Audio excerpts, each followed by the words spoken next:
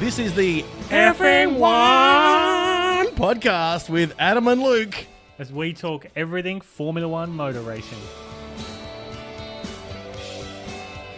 G'day and welcome to F1 Podcast, Australia's only dedicated Formula One podcast, and Abu Dhabi.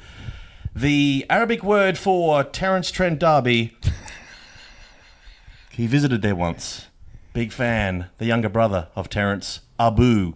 And what a race. The last of the Formula One calendar 2018. This is the very last of the F1 podcasts for this year. It's a sad moment, but there's been some highlights. A lot of lowlights in this podcast. Mostly lowlights. Had nothing to do with us. Nothing to do with mostly we are terrible. But look, we've enjoyed delivering this podcast. We hope you've enjoyed. We hope you've taken something out of this podcast. And we're going to be back next year as well. But let's get into this race, Abu Dhabi. And not the most spectacular of races, you could say. It was the last race for quite a few drivers. One in particular, very famous name. Brendan Hartley? No, not Brendan Hartley. But one Fernando Alonso. What a driver. What a loss to Formula One he's going to be next year. Two-time world champion. Could have been 7. Should have been 7. Made some terrible decisions in his career. But what a champion. We say goodbye to Fernando. A couple of other drivers, not quite as famous, but great race and a nice way to send off the season. 2018 Formula One Grand Prix at Abu Dhabi. Luke, how are you, my good man? Adam, so nice to see you. Nice to see you. I love For the the fact last that you're... time. Yeah, it's the last time we're ever going to see each other. Until next year. No, we'll probably see each other every day. We're doing effing one podcast Christmas party. Correct. It's been me and you. We're going to invite everyone. And Pete just used all our money. Yeah, Pete will be near the dips. Just and the punch. I think he's interested in a Nigerian investor, so I think that might be good. He's marrying a Nigerian investor. No, he's got interest. He's put money into a Nigerian investor, he's told me. That is a good idea. That is clever. That's good thinking. I've never known one of those go pear-shaped. No, it seems pretty airtight. Okay, so the race, not the most exciting race, sure. Not the most exciting thing we've seen this season, but still lots of stories. What was your favourite moment of this race, Luke? Favourite moment of this race? Well, the donuts were good.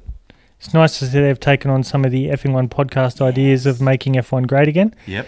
The incident between Grosjean and Hulkenberg made Hulkenberg do a little flippy flip. Oh, that was massive. That was pretty impressive. I didn't stick the landing, but it also showed some of the issues of extraction of a driver when they've got the halo. It took them quite a while to get him rolled over. He was just dangling for quite some time. He said it was like he's like a cow hanging upside down, which I'm not sure how many times I've seen a cow hang upside down. Maybe it's a thing in Germany. A slaughterhouse thing, maybe. But the halo would have helped when it was sort of flipping around. His head wouldn't have got squashed. That would have got in the way of his head being squashed, wouldn't it? Yeah, but you've got the roll hoop above the helmet and also the front of the chassis. They have a head clearance zone that must be met. That's true. So that if they roll, that they can't do it before the halo is there. But once the halo is there, he couldn't actually get out of the car. He had to wait for the car to be pushed over. Yep. So there was no, jacks or no cranes coming out to gently roll it over. It was manpower lifting him up. And his car did catch fire, which, if it's at a track, let's say Austria or Spa, where there's a little bit more distance between marshal posts or fire marshal posts, that this does happen, and you're upside down and on fire. What's the circumstance going to be, because he can't put it out. He has to wait for someone else to put it out. So I think it was definitely a safety issue. But in terms of a highlight, that was impressive. But I think just there was a whole vibe on the weekend that it's like the last day of school. Yeah. Everyone was kind of lighthearted and bouncing around, and it just had this good vibe. And even after the race, everyone was smiling and shaking hands because everything was done. All the championship had been won and done. I thought you meant when you said like the last day of school, like running around vandalising, pissing on stuff. Well, they did the burnouts. They Shouting put at black teachers. marks everywhere. I'm sure there was someone Vandalising and on the looking radio. up skirts, Oh, yeah. all that sort of stuff. That was That's a mainly given. the Scottish men, but Mostly, yeah. Hey, by the way, massive podcast today, Luke. We're huge. going to talk to... we're going to be here till 1 a.m. Really? I don't know. Okay. You've Four-time got world champion Sebastian Vettel's on the show. Hey. On this little Aussie podcast, Effing One podcast. We punch way, way above our weight, Luke. I don't know how we managed to get him on every week. It's a coup. Definitely is a cue. Sure is. So we're going to speak to him. We're also going to hand out some serious awards. Peter, the producer Pete, has been whittling some awards out of some lovely old oak. He's been whittling. He's been up all night. It's his last time whittling, so he's really turned it on. He's got some beautiful, intricate designs with his woodwork. Just lovely. Yeah. So we're going to get into that as well. You do love the woodwork. We just love it. It's a real lamb tagine of a feast today. Love tagine. Why don't we, before we do anything else, for those who may have missed the race, in particular, we talk about Luke's mum. That's your mum. My mum. Whom Hi, Mum. is now officially known on her driver's license as Luke's mum. It's Mrs. Luke. People stop her all the time in the street. And they say, "You, madam, look like Luke's mum." She'll go, "Yes, funny you should mention that. Here's my driver's license." So she's a busy lady. She doesn't have time to watch the race. She doesn't have time to get up at, what time was this race in Australia? Australian Eastern Standard 11 Time. o'clock. Yeah, 11 o'clock. I'm in bed by 7. I've But got two daylight kids. savings time, it was just after midnight. Right. So why don't we commentate for the very last time, Luke? They're going to have to suffer for the next 7 minutes. Yeah, 7 minutes commentating the highlight package of Abu Dhabi 2018, and it's lights out for the last time, and we're away, and it's off the top. It's Hamilton, Bottas, Sebastian Raikkonen, and Dan Ricciardo. Where's Verstappen gone? He's gone right back. Yeah, he looks like he had a bit of a poor jump there as they heard around turn 2 into turn 3. There's drivers going around the outside, dust flying up because they are in a desert.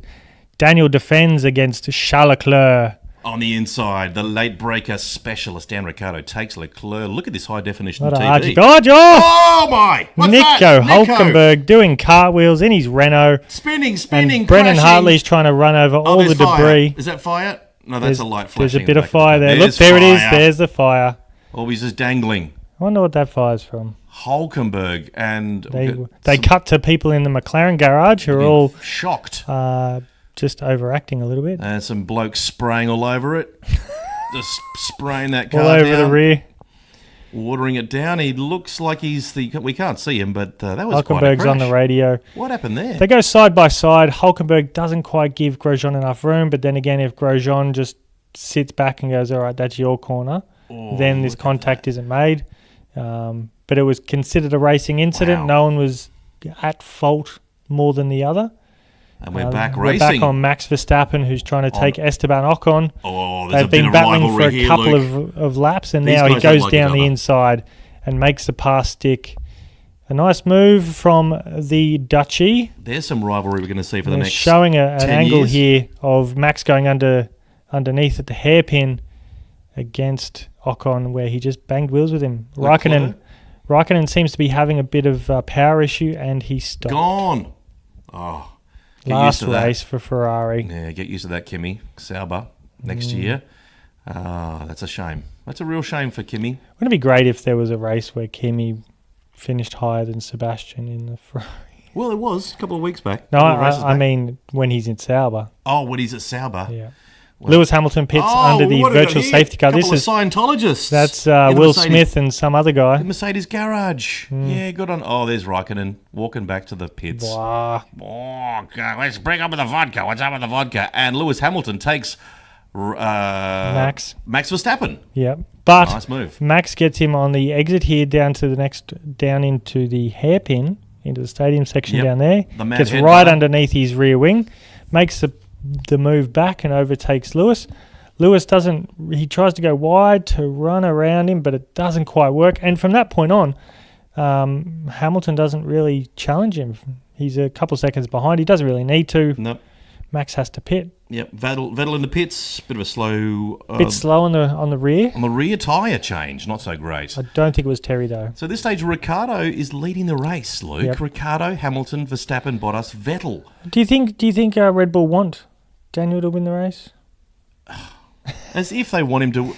This was at the For those of you briefing. listening Did you at miss home- the Red Bull briefing For again? those of you Did you listening miss at it? home, Adam gave me the biggest eye roll you've ever seen. Unbelievable. I can't believe you missed that Red Bull meeting. It was very clear when Helmut Marko said, the game plan is Dan must come behind Verstappen. All right, now get out there and have a good race. And Grosjean. Goes deep underneath Stoffel Van Dorn, and then in comes Look at Esteban Ocon to battle with him. He's right behind Van Dorn. Van Dorn is now what I would consider in the third place of these guys. He does around the outside. It's a three-way tussle. Oh, the three-way. Oh, Van Dorn takes them both back. Thank you, mother, for the rabbits. His last race in Formula One. That's a nice, sweet way to finish it off. Such a shame. I like that bloke. He's good, isn't he? What a shame. His GP2 team said he's the best driver they've ever had, and that team has had Lewis Hamilton and Tough Nico ask, Rosberg. though. Tough ask to follow. Like to be It's Alonso. Alonso's teammate, to be expected to beat Alonso. That's bloody hard. I think they got on the radio to Alonso at one point and said to Alonso, you know, you're only 3 seconds behind 10th place, you can get a point. And he's like, I've already got 3,000 points. What do I need another one for? Cheeky. Yeah. Cheeky. Oh, Esteban runs wide. Van Dorn just peppers him. Keeps making mistakes, that Ocon. Dan Ricciardo's finally in the pits, leading the race for 20 laps. But, yeah, as Nico Rosberg said beautifully, Dan got shafted in this race, properly shafted. So once Daniel made his announcement to Renault, you made a prediction that he would never finish in front of Verstappen. He wouldn't be allowed to, I think is the term I used. And he didn't.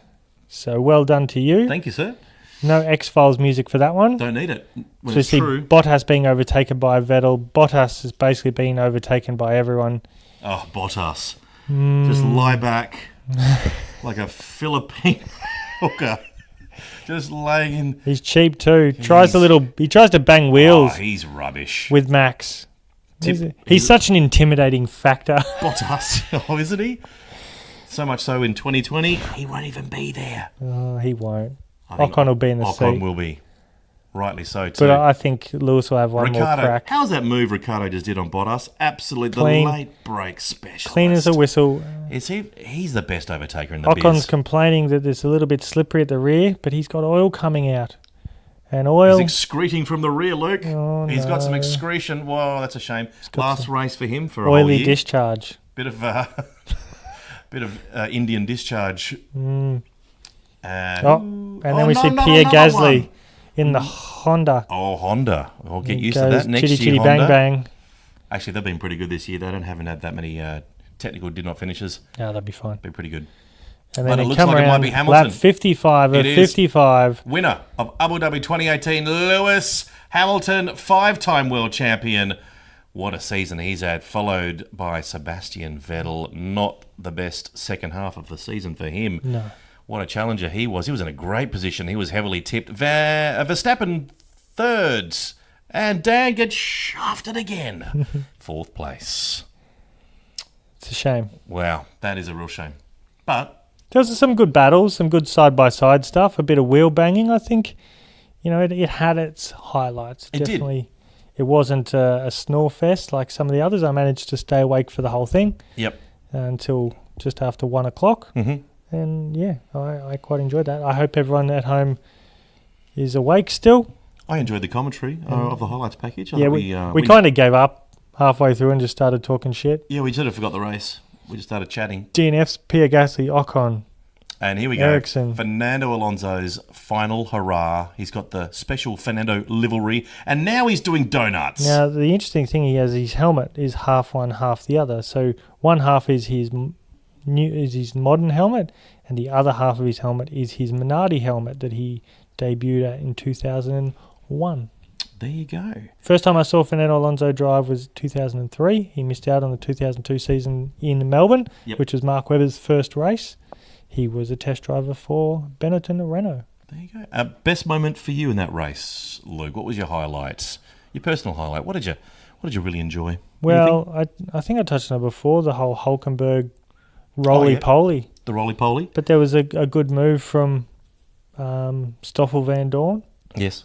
On Ocon and one of the Haas drivers, just to sort of show him how good he is. Yep. And the only thing I wish that he did was maybe flip him the bird on the way past. Maybe get a podium. Yeah. That would have been a nice send-off. Miss a few corners. Yep. But I wonder if he got a podium, would anything change? If Stoffel Van Dorn won that race, Hypothetically speaking, yeah, that's would interesting. anything have changed? Well, when was that? When was the last seat filled, which we'll talk about shortly? That was a week ago. So everyone's in place for next year.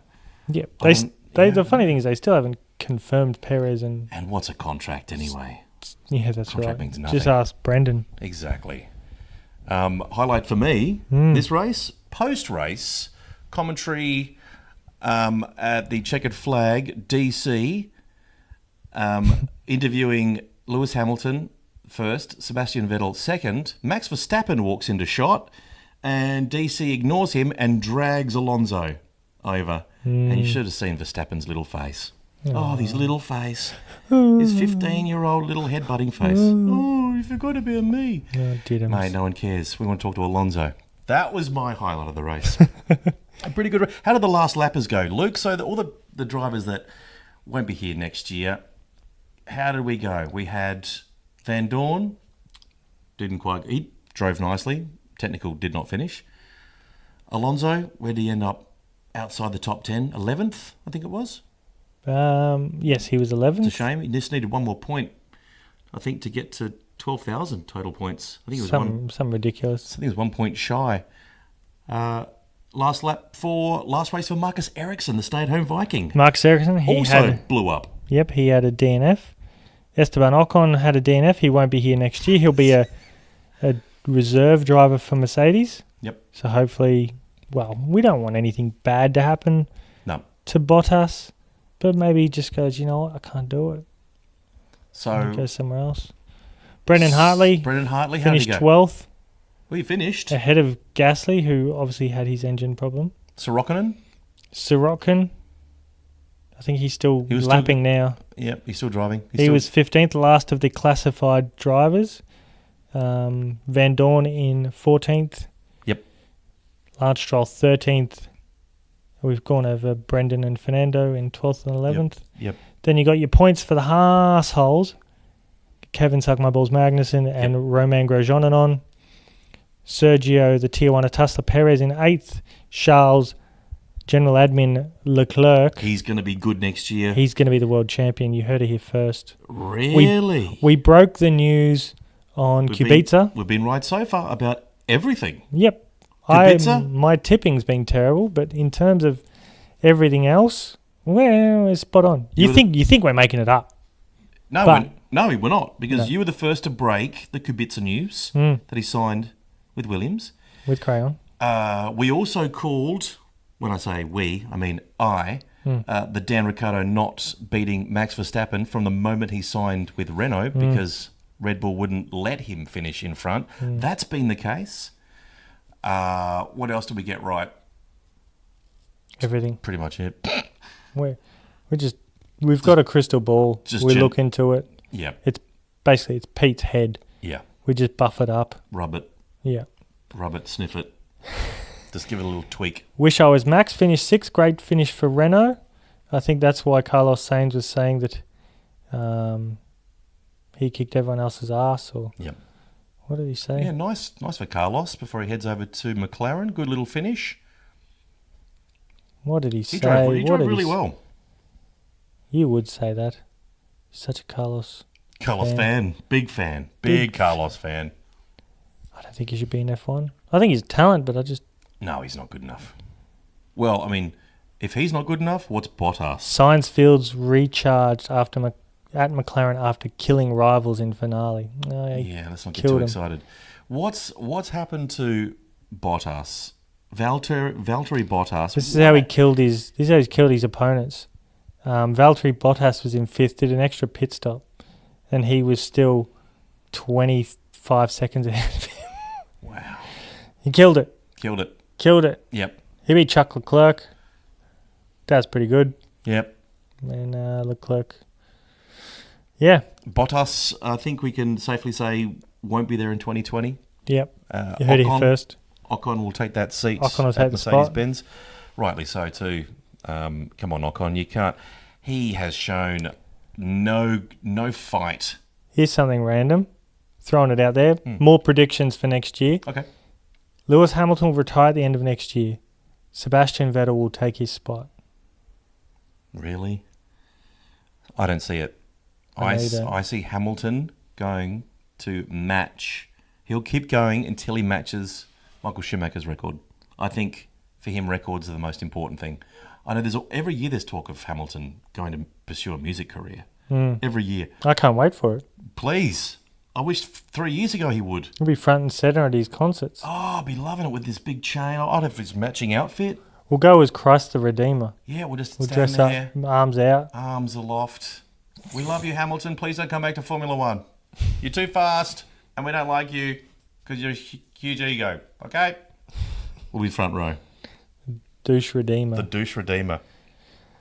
Good time to mention, Luke, as is Formula One tradition. As is tradition. We have to we have to do this podcast in the native costumes of the featured race. Slight change of plan. We are going to in fact dress up not as the favourite costume of the featured race. We're going to dress as our favourite race of the season. Our favourite race. Think back to your favourite race of the season, Luke. Think back. Now, choose a statesman, some kind of person of note from that country. And, I mean, I'm looking at you right now. I know you're wearing. I just don't understand. I just don't know who you are. So, you look at my outfit. Yep. Had a good look. Yep. So, I'm going to give you a hint. Is that your choice or is that Pete's choice? That's Pete's choice. All right. Completely Pete's choice. I believe you. And I am going to give you a hint. I kind of look like Kim Jong-un in 1960. Say you take Kim Jong-un and you put him in a 1960s environment. So, which is modern day North Korea. Yes. And one of my favourite quotes would be, "You shouldn't read too many books." That's a favourite quote from this person in history. Do you know who I am? Confucius. Close. Confucius's wife. Mao Zedong. Mao Mao Zedong. Zedong. Oh, Mao Zedong. Ni hao ma. And I'm wearing my Mao Zedong outfit. Yep. Favourite race? China. That was a great race. Dan Ricciardo.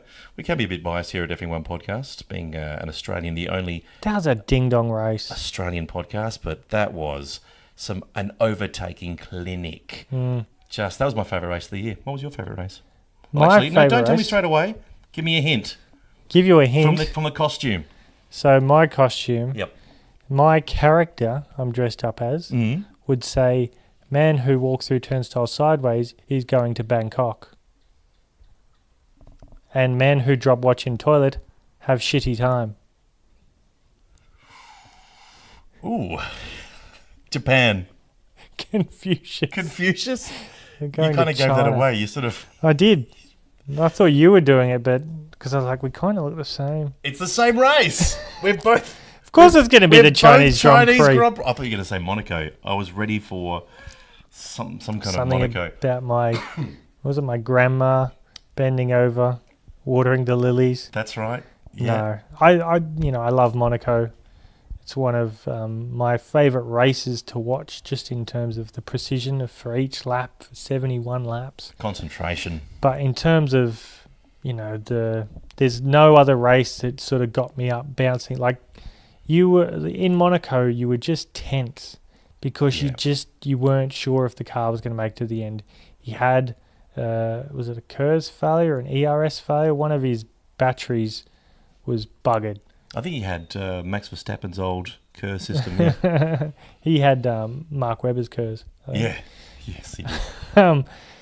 But in terms of just, you could see Daniel just taking his time, but making these passes stick, being forceful, but just being, the overtaking legend that he is. And in terms of just sheer exhilaration, getting us off the couch, jumping around, high-fiving like crazy baboons. Yeah. No slight to any baboons that we know. No. But it was just sheer pleasure and sheer exhilaration, and it was such a good race. Such a great race. Hopefully that's not the last time we're going to see Dan, the personality Ricciardo, taking a shoey from the top dais, because there is every possibility, historically speaking, for people that have moved to go to a lesser team, that he may not be back. He'll get there. I have faith in Renault, the French manufacturer. They've done it before. They'll do it again. They won with Kimi Raikkonen when they were the Lotus team. They won championships with Fernando Alonso. They know what to do. They're putting in a lot of money, a lot of infrastructure. Yep. And they've bought some talented people from Mercedes Drivetrain, from the FIA, Charles Budkowski. I can see, a better car next year. I think it'll get a podium. Nico might get his first podium next year, and Daniel will get a podium. But I think 2020 is the year. The year 2020. Of Renault and Ricciardo, the two R's. Yeah, they could jag something. Hopefully everything just falls into place. Even if they just make a car that's good in the wet. There we go. Like a little bit high downforce car, and if you get a wet race, this car's going to be it, because Nico's phenomenal in the wet, and so's Daniel's pretty good. Yep. Not as good as Max. I think Max takes a lot of risks. Yep. And in that Brazil race where he went around the outside of Nico, he had a 360 spin and just got lucky and missed the wall. Yep.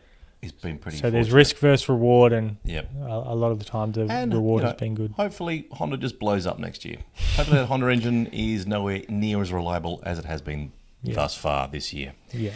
By the way, we need to just touch on the last driver puzzle has been put in place. That last piece has been placed. Hartley is out officially, and in is Alexander Albon. That's correct. I think he was third in GP2, correct me if I'm wrong. Yep. Third place. Now he's third or second? Okay. I don't we'll know. have to check that. British, but Thai heritage. Yep, racing under a Thai flag. Racing under the Thai flag. Do you know much about him? I don't know a great deal about him. I watched a few of his races this year in Formula 2, and he's a pretty good talent. He wasn't in the best team, but he was definitely up there. He was in the Red Bull program, but he wasn't driving the Red Bull car. I don't remember there being a heavily sponsored Red Bull Formula 2 car this year. We've had all this year we've had a feature in the F1 podcast called Finding a Job with Brendan, which now really rings true. It's come home to roost. Yeah. We've called that early. We were always trying to find a job for him, so we would have Brendan rock up to the Centrelink office, the Australian version of the unemployment office. And it seems true now that he doesn't have a job. No, he doesn't. What's Brendan going to do next year, Luke? Clean some shitters, some I think he'll be heavily involved with Porsche at some point. Porsching the porcelain?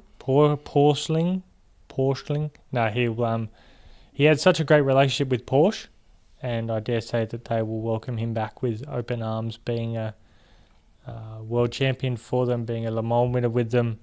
I think he'll have a door open always for them, whether it's racing, I don't know. He had a contract before the F1 deal got done. He had a contract with Chip Ganassi in IndyCar racing. That was signed and delivered. It was just, not far away from being announced that he was going to IndyCar. But yeah, now he went to F1. Maybe he'll have a chance to go back. I don't know if any top teams in IndyCar have a spot back, or if there's even teams that are available in IndyCar. But I hope he stays in Tin Tops, or even if he's like a test driver for Toro Rosso. But I think that will probably fall to Dan Ticktum next year.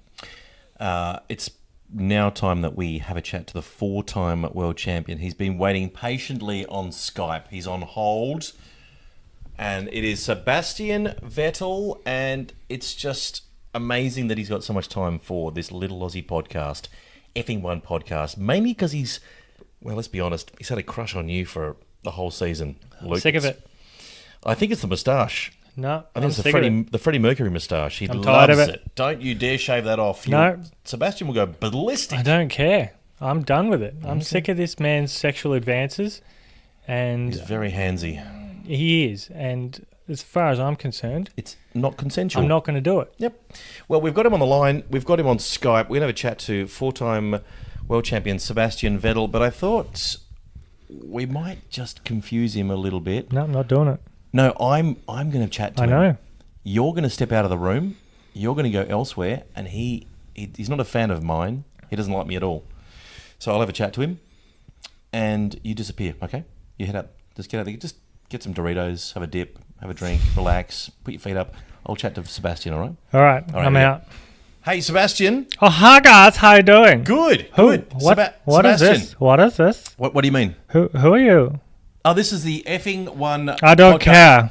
But who the hell are you?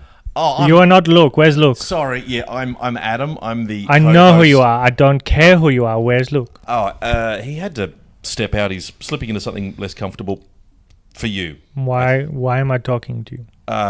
Because he's busy, and we just wanted to have a quick chat. Thank you so much, firstly, for taking the time to speak to Effing One podcast. I It is don't care. Australia's only dedicated Formula One podcast. Now, how did the race go for you? You're asking me this? Yeah, just wondering your take on the race. You came second, looked pretty good. How did you feel out there? I don't want to talk to you. Okay. I want to talk to Luke. Okay. Well, Luke, yeah, I can see him from here. And he's struggling into that mankini. Mankini. There's a lot of hair. That's interesting. Can you turn the camera his way so I can see him? Not just yet. We just want a couple of questions. Hi, Luke. Come on by. Yeah, no, he's just shaving the sideburns. God, he looks hot. Yeah, he's a good-looking rooster. He sure is. All right, so we just get this over and done with. Sure. So, What do you want to know? Oh, you did some couple of sweet moves there. You overtook a few people. You came Yeah, I did some moves. I drive the car, did some burnouts. It was beautiful. I was amazing. Yeah. I don't know if you saw, but I was super good, uber groovy, and I put the foot down to the floor. Yeah, you did well. You did. You over the fact that you were certainly in contention halfway through the season. You let it slip a little bit towards the end of the season. I wanted to be nice. Next year, I'm going to take the pants off him. Sure. What about your new teammate, Charles Leclerc? He had a great race. He looks good. He looks soft and supple. I like him. What are you I gonna- will keep him close. Really close? Like, Really, really close. wow. He's quite young. I mean, are you... He's very impressionable. Yeah. Oh, boy. I worry about it. I'm going to corrupt him. Oh, Jesus. I got to call Charles just to let him know. I'll call him. It's okay. I'll tell him. I'll tell him I corrupt him. Look, it looks like Luke won't be able to make it. Why am I talking? He's had an accident with the razor. I don't like you. He seems to have clipped the Google sack, and he's got some... Google Shack. Yeah, I think that's what you call it. Hello, Luke. Come and show me your Google Shack. I just need to break some bad news. Oh, you better be quick. Are you sitting down? I'm running out of patience with you. Okay, so you know the dick pics that Yeah, of course Luke's I know the been dick sending pics. you? I love the dick pics. He's got quite a nice Yeah, member. they're all mine. What do you mean? Yeah, the photos of the privates that you are under the impression that are Luke's privates. They are all yours? All this season have been mine. I apologise. So I've been pleasuring myself with your penis? Yes, I'm afraid so. You have a beautiful penis. Thank you, Sebastian Vettel, four-time world champion. I realise you're pretty busy. Would you like another snap? Oh, of course. Sure. I'll flick that to you now. Thank you so much for your time. Thank you, Adam. I love you. I love the podcast. Thanks. Say, fuck Luke. I like you. Really? Keep sending the dick pics. I feel like we've... Luke, go fuck yourself. Thank you very much, Sebastian Vettel. Luke, you can come back now. We've, yep. What was that? Oh, you just missed it. That was awkward. Did you hear any of that? No. Whew. He I had some loud German yelling, but yeah, he seems to have taken the bad news about the dick pic pretty well. Oh, you told him? I told him that it's mine and not yours. The whole season he's been receiving photos of me. Send a dick pic to him. I've got standards. So there you go, Sebastian Vettel. Hopefully he'll be back next year to give us some exclusive goss. Oh, I can't wait to hear from him. Yep, he's a great guy. You just keep sending those dick pics. It's what we do. It's time now to hand out some awards, some highly treasured effing one podcast awards. Luke, Peter, the producer Pete, who's busy finishing off the last award. He's down in the basement. Yep, sanding it back, varnishing the last award. He's been whittling. He's bought a new cock and he's training it downstairs. He's training that to do the hard lifting. Pete's coming back with a lot of blood, so I think it's a good cock. It's a good size. But I don't know about Pete's training abilities. So let's take a look at some awards. The very first of the awards is the Green Awards, keeping the environment nice and clean. Who are you awarding that to? Oh, the Green Award, that's clearly going to go to the man who also did a bit of a corkscrew, a pirouette, and just decided to stay upside down. Yep. That was Nico Hulkenberg. It's beautiful pirouette. It was stunning. And he was out of the race, lap 1, saved a lot of fuel, saved 54 laps worth of fuel, didn't burn too much rubber, not too much oil. He had a little bit of a fire, but that was out pretty quickly. So well done, Nico Hulkenberg, on producing another Green Award, which I think he won in Austria as well. Yeah, and this award, as global warming becomes more prevalent, more important... It's been hot lately. It's really hot. Yeah. This is an award that's really going to start, really coming into its own with the future. There is another award that we need to hand out. There's a few more, but this one is the biggest waste of time during the Formula One race. It's the UGE Day Award. Famous Japanese driver that was just rubbish.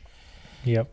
Who are you handing the UGE Day Award to this week, Luke? Well, the man who came dead last in the race. It was a phenomenal race. For him to get non-classified. The man who will be without a drive next year. Yeah. He's from the land of Russia. His name is Sergei Sorokin, for coming 15th, a lap down. Didn't even get to do 55 laps. Yep. That's Sergei Sorokin. We were, for a time there, thinking that we were going to have three Russian drivers next year in 2019. Turns out we're going to get one. And it's going to be Kvyat. The missile is back. Crazy missile. So that's going to be interesting. That's going to fire things right up. And he's going to be partnering the brand new driver, Alexander Albon. That's going to be an interesting lineup right there. Who do you think is going to take that? Double A. Out of those two, I think Kvyat should...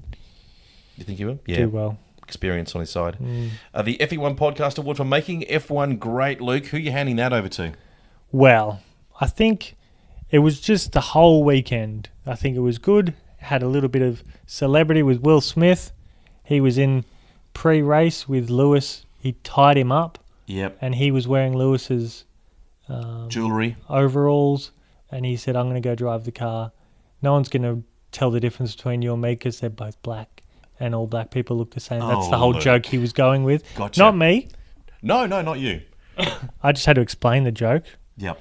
And it was very funny. And Lewis's acting wasn't great. Both Scientologists. But I would like to see Lewis. I would like to see Will Smith in car. Yeah. I think he's a bit taller. Yeah, he's a bit big. Another award, we're going to hand out the Pastor Maldonado for dangerous driving. Oh, wow. Who does that go to? Well... I don't... Grosjean's up there for his little dip into Nico, which made him go spinny spin and rolly roll. Max did a little shunt. Little hit into the side of... was it Bottas? Ocon. It was Ocon. And then Didn't later on, for that? Later on, Bottas... Well, he used Ocon's car to turn his car. So he ran in a little bit too hot, but by making that contact, it just sort of straightened his car up on exit. So he drives by Braille. That's Max Verstappen. That's the Max way. And there was Bottas, who made contact with Verstappen when he was trying to, well, inverted commas, fight him. But we all know how hopeless Bottas is with wheel-to-wheel combat. But I'm going to give it to Grosjean for tipping over Nico on the lap one. Really not his fault, not Nico's fault. Nico thought, okay, I've got the corner now, but Grosjean wasn't alongside him, was near his rear wheel, and when you have wheel-to-wheel contact, someone's going to get airborne. Certainly spectacular. The Lick It and Send It Award, the best overtaking manoeuvre. You've got a few choices there was to choose from. Some good overtakings, some Leclerc's move on Ricciardo early on. Ricciardo making moves later on as well was some good, deep, hard braking, not locking up. A lot of overtaking highlights on Bottas. He was the victim of many, many overtakes. He's very accommodating. Very much to so. Everyone. Just spreads the legs and come on, fellas, come on in. Come on through. Come on through, boys. And off they go. They go in, they go through the legs, and they leave him. They just leave. Maybe we could call him Nutmeg, because you know in soccer when you kick a ball through someone's leg, you go Nutmeg. So maybe he could be the Nutmeg because everyone just goes through his legs.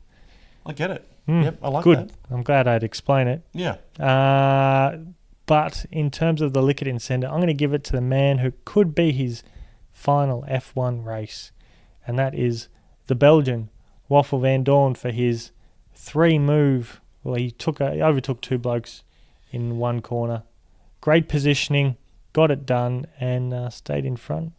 Yeah, that was a nice way to just to show everybody that he still got it. Nice to win a little battle against 2 cars that are clearly a lot faster than the McLaren. Yep. So, yeah, it was a smart move. A sweet moment for Van Dorn. What's the news? Any idea where he's going to be next year? Formula E. Formula E? Yeah. Okay. Sad. Yeah. So Kvyat's coming from Formula E and he's going to Formula E. Yeah. Gotcha. No, Kvyat was... Was he not in Formula E? No, he was a Ferrari development driver, doing a lot of simulator work for Ferrari. Right. So who won the tipping comp between you and I? This is a beautiful trophy that we've got right here. Been whittled for ultimate supremacy. This is perhaps the best trophy of all. It's pink. It's a pink trophy. And it's looks phallic. like a It looks penis. quite phallic. I'm so glad I didn't win this. I'm proud to have this, if it is mine, because it seems that I may have won this. It's got your name on it. And this really does show how well we know Formula One. So the winner of this award most likely has the most knowledge. Was that what you'd say? A good way to say it. So out of the tipping comp all year... Next year, you're doing the effing what segments. Effing what? You got it. I was 12 points in front prior to Abu Dhabi. Yep.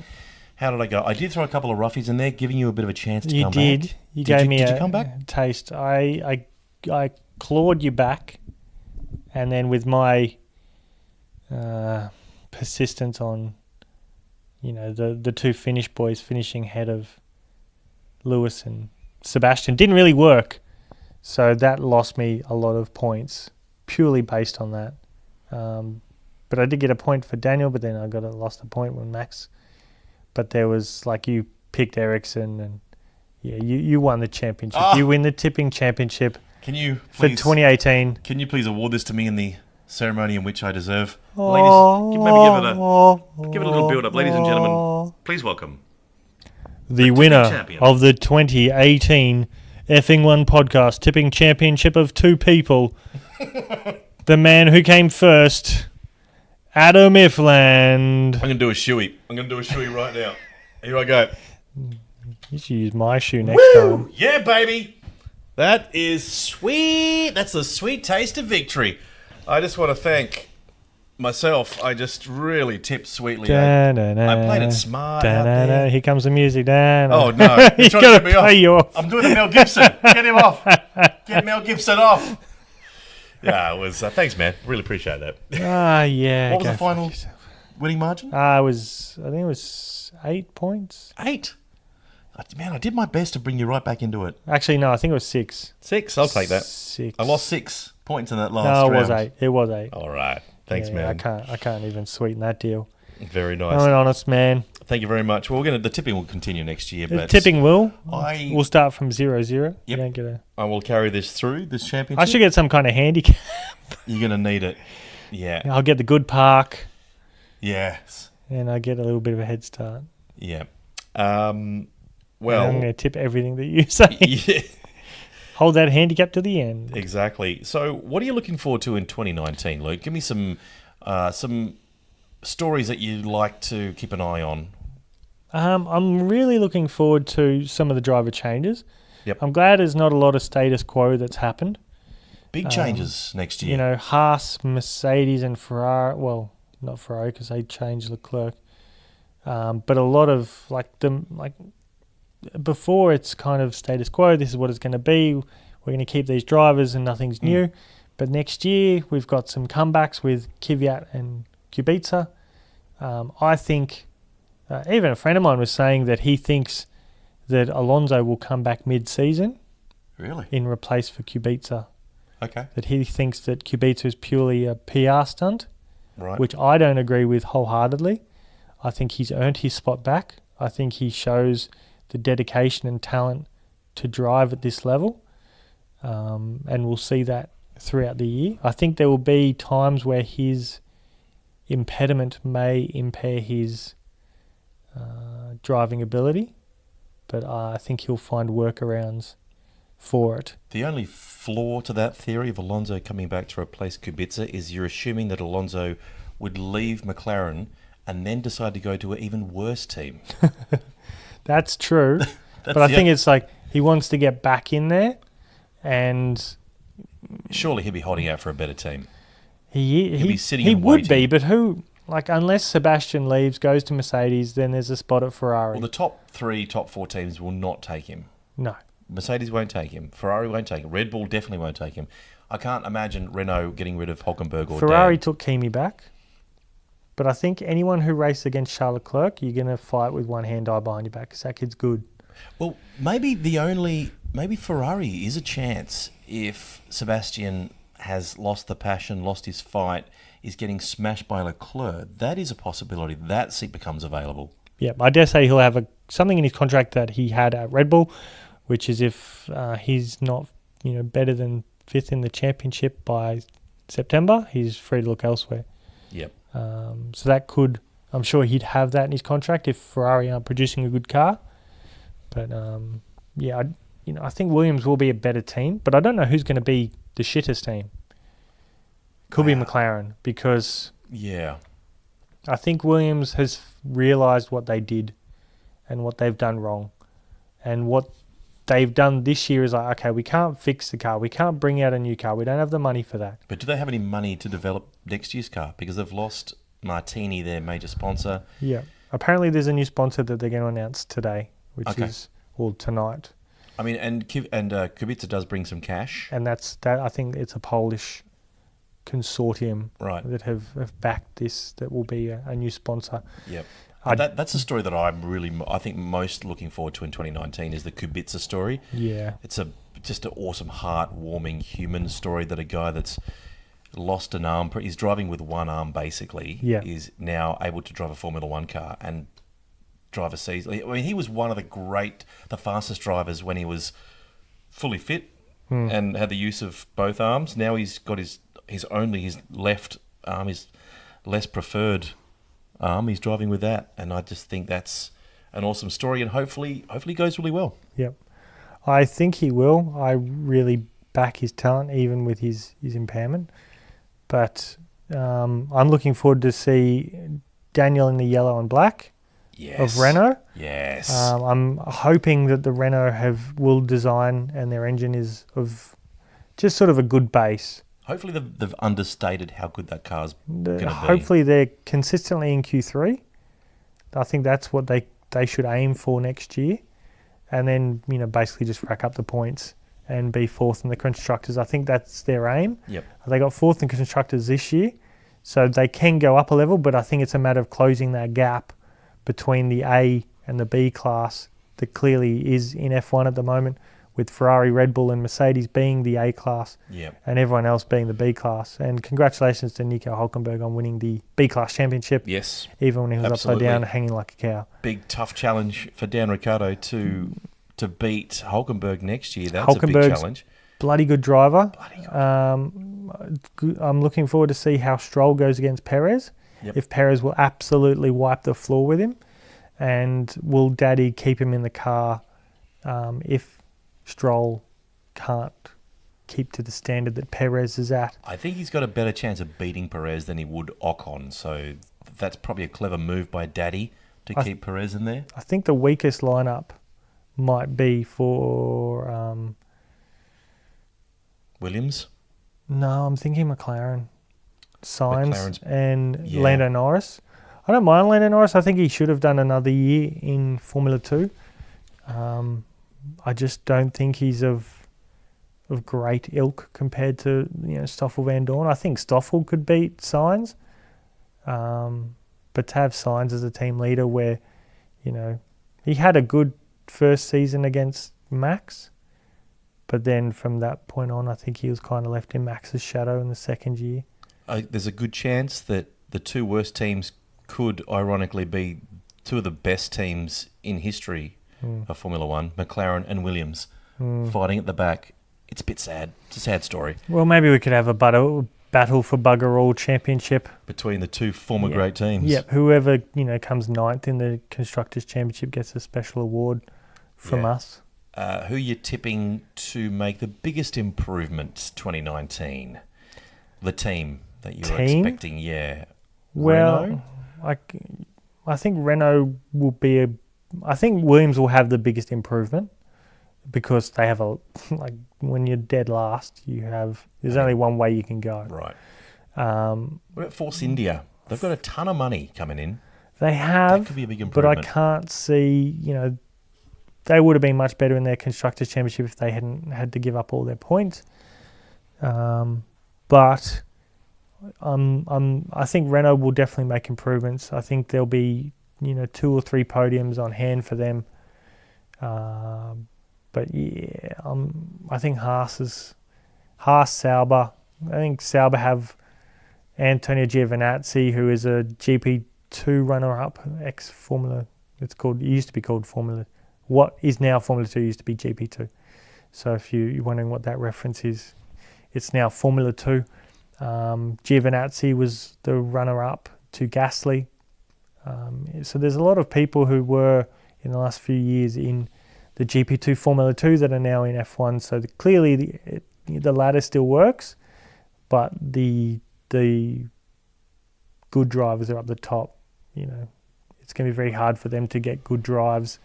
But I'm really, really looking forward to Leclerc. That's what I'm, to see Daniel in the Red Bull, to see, in the Renault, to see Kubica in the Williams, which I'll be buying a Kubica hat. As expensive, stupidly expensive as Formula One hats are. My Ricardo hat last year was $70. That's excessive. That is excessive. I stand by it. It's a good hat. I'll get a Renault hat. I'll get a Kubica hat. And Leclerc is going to be the world champion next year. Yeah, I think he's going to beat Sebastian. Whether or not he's going to be the world champion, I'm not sure. But what I'm really looking forward to is a Renault finishing higher than a Red Bull. Not just because of a technical difficulty and a retirement from Red Bull, but actually genuinely beating a Red Bull. I think that would be that kind of blurring of that Group A and B, so that finally we don't have a distinct 2-tier system, and that Renault is now popping into that top tier. That would be, for me, pretty spectacular. Yeah. And also Pierre Gasly to do really well against Max. Maybe thrash him. Wouldn't that be nice? I'd love to see that. Yeah. Unlikely. I think, the way that Hamilton, the way that Van Dorn, the way that Leclerc dominated Formula 2 and GP2, Gasly didn't really dominate. He did really well. He had a good team. The same with George Russell. It wasn't, finished We waited till the last weekend, the second last race of the year in Abu Dhabi, that he clinched his Formula 2 championship.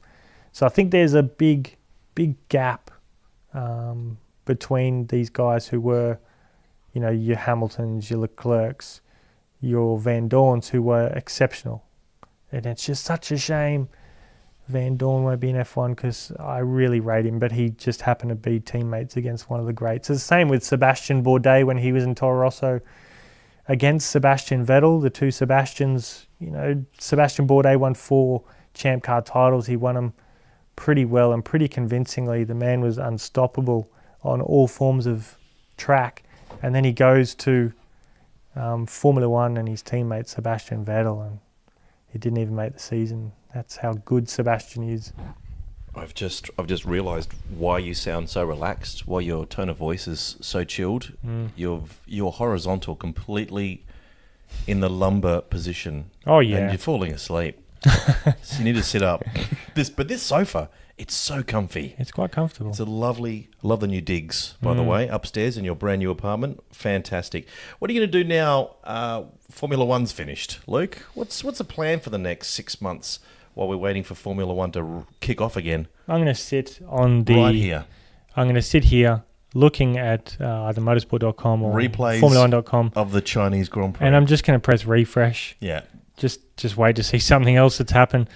A new article will come in, and you'll be on the phone going, Adam, guess what? They've posted another article. Guess what? They're not talking about stuff. Refreshed. Someone's left a team to Terry's back. I don't know. Yeah. But there's not a huge amount that's going to go in the off season. It's going to be pretty low key until late January when people start unveiling cars and showing livery, and I think the driver lineup doesn't seem too. There's some driver lineups, but a lot of young drivers. It's going to be exciting. I can't wait. Before we go, I have to say a big thanks to Luke's mum. Thanks, Mum. Your mother. What all year she has put on the most delicious spreads. Every Grand Prix she has baked and cooked and stir-fried and fried the cuisine of that featured race. We've had some spectacular meals. What's been your most favourite Mrs. Luke's mum's dishes that you've enjoyed this year? She's done good all year round. She's done good. She's done all right. I haven't eaten much of it. Well, producer Pete ends up eating most of it. Yeah. But there's been some beautiful highlights like France. She just got her patisseries on, didn't she? She just really lovely French baking, and so some beautiful barbecuing from Brazil. We had some lovely sushi in Japan, just stir fries.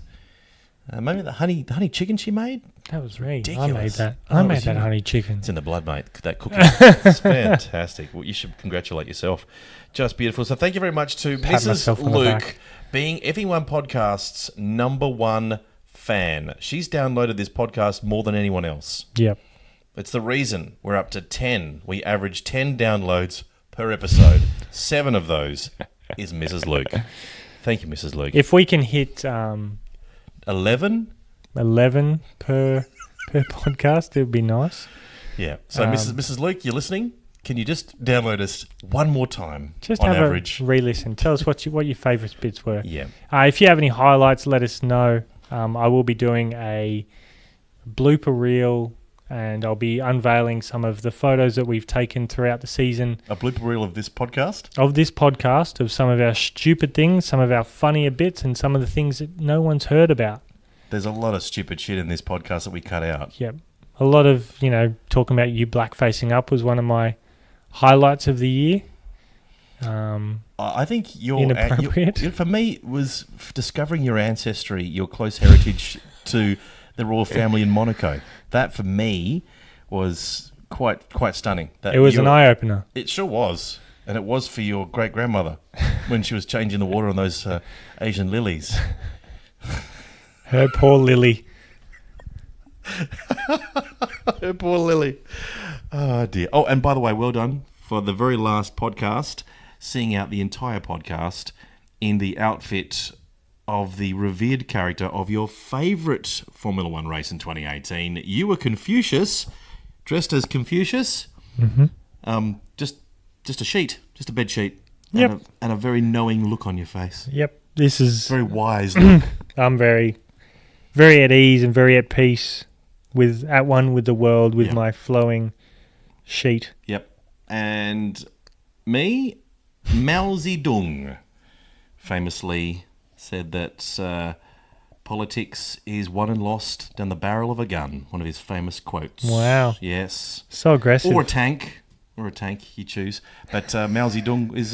China was our favourite race this year. Bloody great race. It was a good race. Dan Ricciardo, rip and tear. He was awesome. Well, look, we hope you've enjoyed listening to the F1 podcast this year as much as we've enjoyed bringing it to you, because it has been a whole lot of fun, and we're going to be back here next year, Luke. We're going to be doing it all again.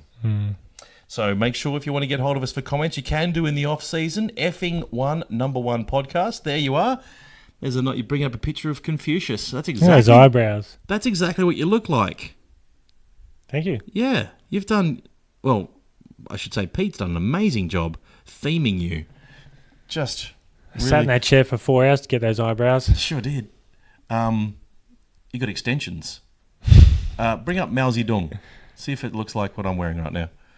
How do you spell him? M-A-O. M-A-O. And then Zedong, Z-E-D. There we go. Bring that up. Tell me he doesn't look like Kim Jong. Doesn't look like it. He does. My Chairman head's- Mao. I Chairman thought it was... Mao. I didn't know him as Zedong. I knew him as Chairman Mao. The chairman. So I thought, maybe I could go as the chairman, and then I was like, nah, he looks very much I'll go like... as a cushion. I want to go as a chairman. Who was the one before Kim Jong-un? Kim Jong... Sun? Because he looks like him. He does. Very much so. Good on him. Born 26th of December, Yeah. 1893. He knew how to drive a tank through a crowd of innocent students. He had it going on. Hey, look, Luke, thanks very much. And let's meet back here for pre-season testing 2019. I'm expecting a whole lot of fun. Me too. Gee, I hope it's a wonderful time of year. So much mystery, and anything's possible. I'm going to do a Hail Mary, a wing and a prayer. You might hear from the podcast in the summer break. Yep. Or as the Europeans call it, the winter break. It's summer here, people. Get used to it. We're going to try my best to see if I can get hold of people who've driven Formula One cars. So whether it's Simone Di Silvestro, Jamie Whincup, Craig Lowndes, Some Australian Will Davison. with some F1 experience. Yeah. Even if it's Alan Jones, he's a Gold Coaster. Yep. Tim Schenken made it into Formula One. The guys who tried to make it in there, Russell Ingall. I'll try and find one of them, see if I can have a chat with them, ask them a few questions and Get their take on it. see if they can give us an insight of what it's like to drive the pinnacle of motorsport. And, of course, we'll be there at the very first 2019 Formula One race The in 998th Grand Prix. Wow.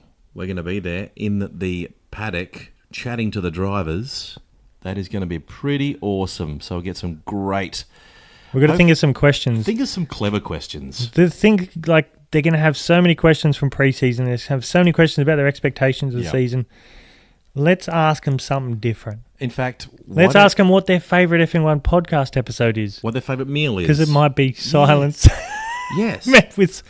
Well, I've never listened. Questions like, do you go by the strict, I do not have sex before the night before the race? Yeah. So maybe we could throw it out to the... Do you know your nickname on the F1 podcast? Correct. And then you're going to have to tell Lewis Hamilton that he's called He's the douche canoe. But I think next year, if we're in the paddock, we're going to call him 5-time. Just call him 5-time. Yeah. Well, let's also throw it open to the F1 podcast listeners on the Twitter page. If you've got a question for any of the drivers, let us know. Don't give us boring normal questions you'd get from the other podcasts. Give us something juicy. Give us something personal, something ridiculous we can ask the drivers. Something they're not going to know. Who's their favourite cockfighter? Right. Is it Pete? Producer Pete? Is it the Speckled Jim? Speckled Jim. Is it Speckled Jim? Because he's a great cockfighter. He's very good. He's thorough. Great trainer. Yep, to the death. Yep. He does not stop. Let us know. We want to be able to bamboozle some drivers, get that weird expression on their face. And then it's your chance to chat with them. It's your chance to talk to them. And we will mention your name. This question comes from Tom Johnson from Los Angeles, California. Comes from Smushy McTransfish. Smushy McTransfish. A big follower of the Effing One podcast on Twitter. And they'd like to know, Sebastian Vettel, why you are so gay. Scott, my uncle, he's an avid listener. Yep. He can ask us some questions. Yep. And if you want an Effing One podcast hat, we do still have a couple. We do, don't we? We've got a couple floating about. Making Formula One great again. Get in contact with us, and we will be talking to you soon. See you in a couple of months. See you, mate. Bye.